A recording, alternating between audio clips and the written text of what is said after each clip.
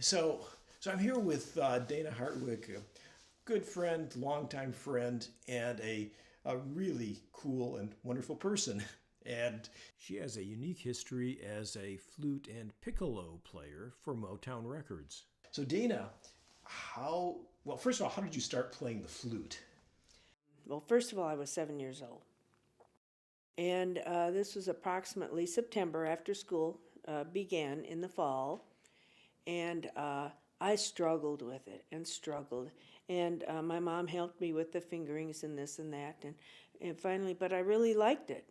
And so she said, "Well, I think we're going to get you an instrument." And I think it was because I struggled so much that when I got that new instrument, everything was like a breeze.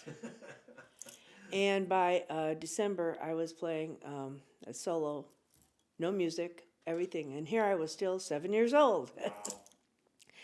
Anyway, by the time I was about 9, I started playing with, actually, it was the Mount Clemens Symphony and the Grosse Pointe Symphony. Wow. It turned out that my stepfather was the piccolo player with the Metropolitan Opera Company. He taught me in a few minutes, and I picked it up so fast that I had a total different sound within 1 week. And that's when I started, played one of the park bands.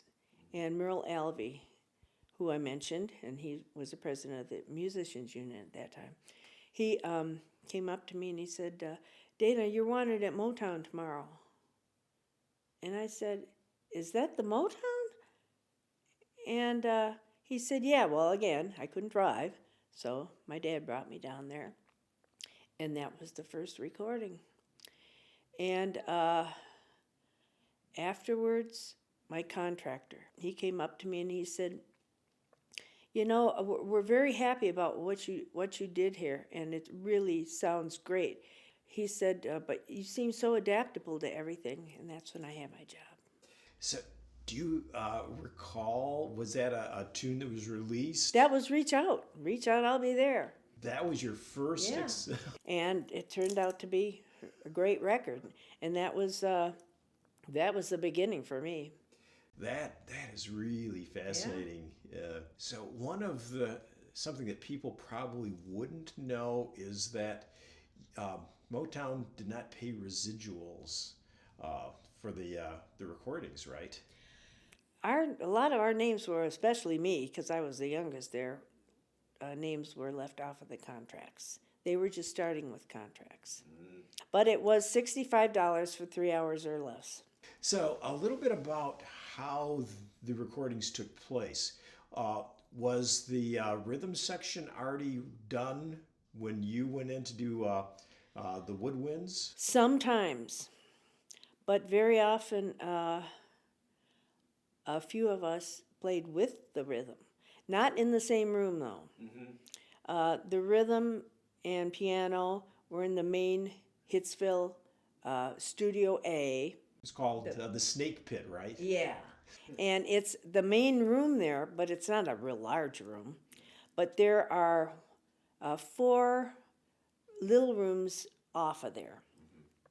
And that's where if there were a couple woodwinds or sometimes even like trumpets with it, they were in a separate room, so nothing would bleed together. Right. And also a picture you have of my electric flute. Yeah, tell us about how that came about. Yeah. Electric flute was kind of just getting started, and what I mean by that was they started to try as an experiment to put a microphone in the head joint of a flute, which this flute has. And I spotted this one gadget. It was called a maestro unit. So I thought, wow, this is really something. I'm going to take this down to Motown and try it out. So it turns out right at the beginning, the first time I used it, it was for the Four Tops Walk Away Renee. And the Marvelettes did a song That's what heartaches are made of. And the interlude, again, I use my electric flute, but in a different way. I would punch some buttons and then continue on and punch some more. And it has a sound like, ooh.